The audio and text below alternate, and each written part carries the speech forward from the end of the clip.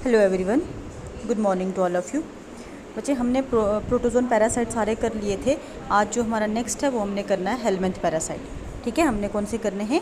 Helminth parasite. जैसे protozoan parasite में हमने क्या किया, लाइफ साइकिल किया, पैथोजेनिसिटी किया, कंट्रोल किया, सेम उसी तरह हमने हेलमिंथ पैरासाइट का भी करना है। पहले हम करेंगे लाइफ साइकिल, उसके बाद पैथोजेनिसिटी एंड कंट्रोल। अब हेलमिंथ पैरासाइट में जो आज पहला हमने पैरासाइट करना है एनकाइलोस्टोमा ड्यूटेनेल।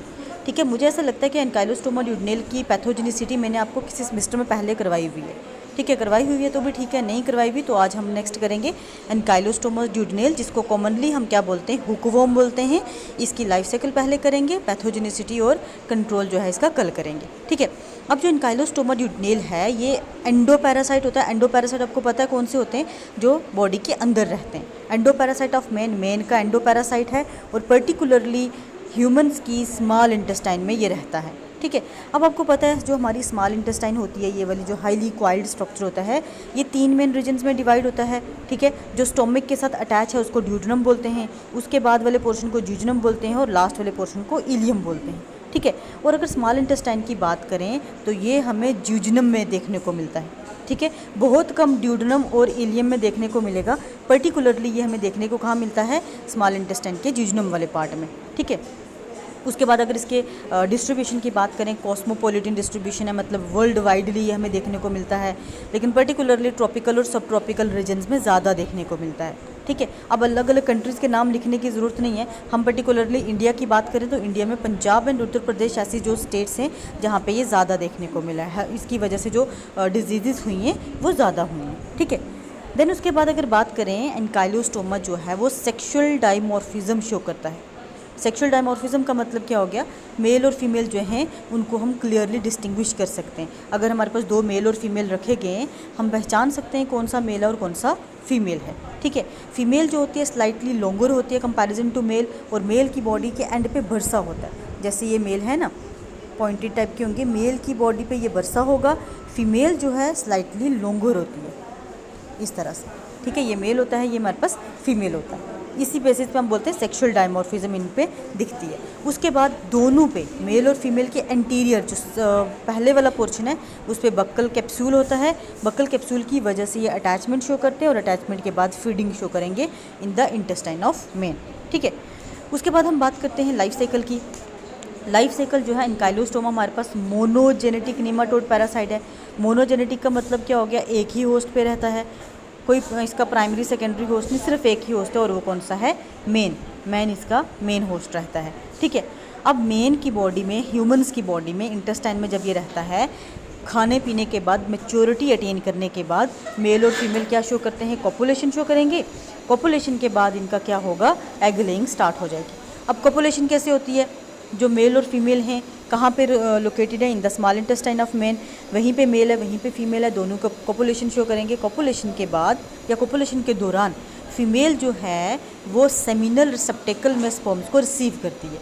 ठीक है, जैसे ही स्पर्म्स रिलीज़ हुए वैसे ही सारे के सारे एग फर्टिलाइज नहीं हो जाते।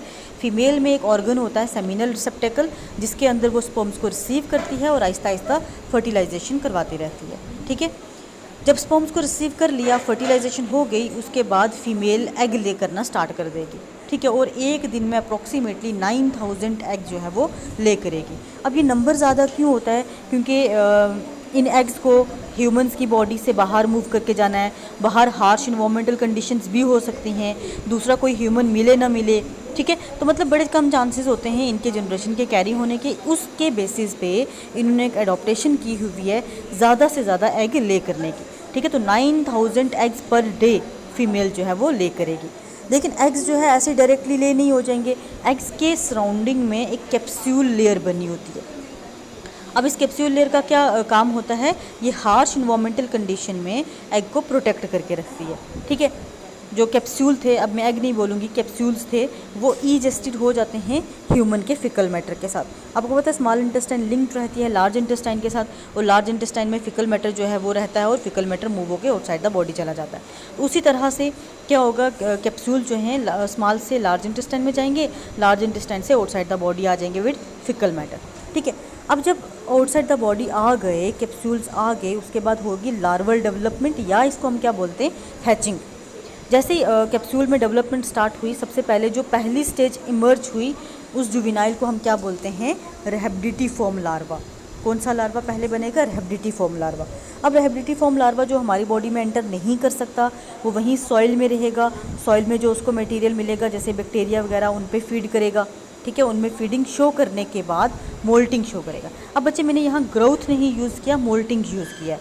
मोल्टिंग क्यों यूज़ किया है, देखो होता क्या है, जो ये वॉर्म होते हैं इनकी जब बॉडी ग्रो करती है, पूरी ग्रो करेगी, तो ये जो पहले वाली स्किन है, पहले स्किन शेड होगी, देन नेक्स्ट जो है नेक्स्ट फॉर्म बनेगी, उनका बॉडी का साइज़ जो है ग्रो करेगा। इस तरह से मोल्टिंग होती है। मोल्टिंग में पर्टिकुलरली एक चीज़ आपने याद रखनी है, पहले वाली स्किन जो है शेड होती है। स्किन शेड होने के बाद ही जो है पर्टिकुलर ऑर्गेनिज्म ग्रो कर पाता है, ठीक है। तो मतलब वही मैंने बताया, 2 मोल्टिंग अप्रॉक्सीमेटली शो करेगा। और रैबिडिटिफॉर्म लार्वा मोल्टिंग के बाद जो नेक्स्ट लार्वल फॉर्म बनाएगा वो कौन सी होती है, फिलेरिफॉर्म लार्वा। और जो ये फिलेरिफॉर्म लार्वा है ये इन्फेक्टिव स्टेज होती है, ये ह्यूमंस की बॉडी में एंटर कर सकती है। रैबिडिटिफॉर्म लार्वा जो है ह्यूमंस की बॉडी में एंटर नहीं कर सकती। अब बात करते हैं एंट्री इनटू द होस्ट। हमारी बॉडी में कैसे एंटर करेगा फिलेरिफॉर्म लार्वा जो है, उसका जो एंटीरियर मोस्ट रीजन है, मैं आपको डायग्राम से डायरेक्ट बता देती हूँ। ये फिलेरिफॉर्म लार्वा जो है ये बन चुका है, इसकी बीक बनी हुई है, डायरेक्ट ह्यूमन की स्किन में पेनिट्रेट करता है। जैसे बेयर फुटेड अगर कोई ह्यूमंस वॉक कर रहे हैं, उसके नंगे पाँव में जो हमारी फिंगर्स के बीच वाली स्किन पतली होती है, वहाँ से ये पेनिट्रेट कर जाएगा। जैसे ही फुट में पेनिट्रेट किया, फुट में पेनिट्रेट करने के बाद इन्फीरियर वेना केवा के थ्रू हार्ट में चला जाएगा, ठीक है। हार्ट से जाएगा कहाँ पे, लंग्स में लंग्स से जाएगा हमारे पास फेरिंग्स में, और फेरिंग्स से मूव करके जाएगा एलिमेंट्री कैनाल में, और एलिमेंट्री कैनाल में पर्टिकुलरली जाके स्मॉल इंटेस्टाइन में सेटल हो जाएगा। जब स्मॉल इंटेस्टाइन में सेटल होगा, दोबारा से क्या करेगा, फीडिंग शो करेगा और एडल्ट बन जाएंगे। एडल्ट मेल और फीमेल बन गए, दोबारा कॉपुलेशन होगी, ठीक है। एग लेइंग होगी, जाइगोट बनेगा, क्लीवेज होगी, मोरुला स्टेज आ जाएगी, देन एम्ब्रियो। इस तरह से ये रैबिडिटिफॉर्म लार्वा, फिलेरिफॉर्म लार्वा और पेनिट्रेट करता है। इस तरह से ये पूरी लाइफ साइकिल इनकी जो है रन करती है। अब बात आती है कि अगर बाई चांस मान लो ये डायरेक्ट स्किन में पेनिट्रेट नहीं करता, लार्वा जो है वो हमारी कंटामिनेटेड फूड एंड वाटर के साथ हमारी बॉडी में डायरेक्ट आ जाता है इंटेस्टाइन में, तो क्या वो डेवलपमेंट शो करता है, तो उसके डेवलपमेंट के चांसेस बहुत कम होते हैं, ठीक है। डेवलपमेंट के चांसेस होते हैं लेकिन बहुत कम, क्योंकि ये जो पैसेज है ना, ये जो पाथ है, पहले हार्ट में जाना, लंग्स में जाना, फिर एलिमेंट्री कैनाल में आना, ये पूरा पाथ जो है लार्वा फॉलो करता है, तभी जाके इसकी कंप्लीट डेवलपमेंट होती है, ठीक है। तो बच्चे मुझे ऐसा लगता है मैंने कराया हुआ है, फिर भी अगर आपको कहीं पर कन्फ्यूज़न होगी तो आप डायरेक्टली मुझे पूछ सकते हो। आज हम यहीं तक रखते हैं। Thank you so much.